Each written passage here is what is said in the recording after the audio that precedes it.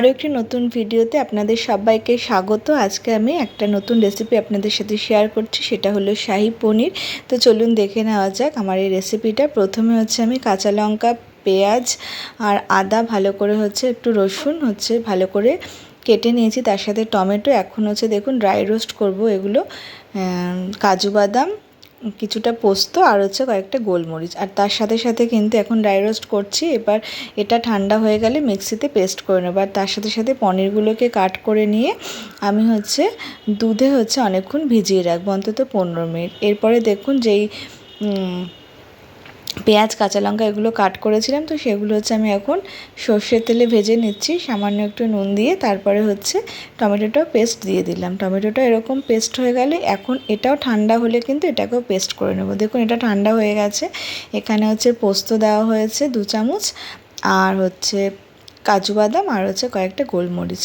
তো এটাও পেস্ট হয়ে গেছে, দুটো আলাদা পেস্ট হয়ে গেছে। এখন কড়াইতে সর্ষের তেল দিয়ে সামান্য পরিমাণে গোটা গরম মশলা ফোড়ন দিয়েছি, আর তার সাথে তেজপাতা।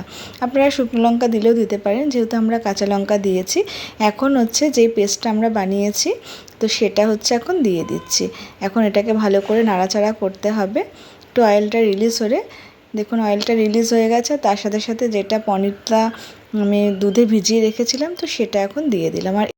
আর এই রান্নাটা কিন্তু একদমই লো আঁচে করতে হবে। আর যেহেতু এখানে কিন্তু একটুও জল দেওয়া হয়নি, পুরোটাই দুধে ভিজিয়ে রাখা হয়েছিল পনিরগুলো।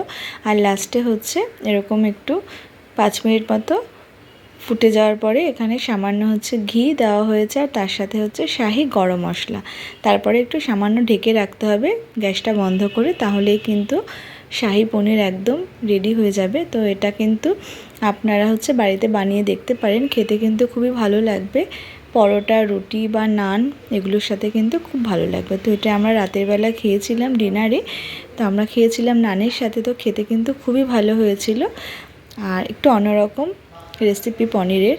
তো যদি ভালো লাগে রেসিপিটা, তাহলে একটা লাইক করে দেবেন। সবাই ভালো থাকবেন, সুস্থ থাকবেন। Good night, tata.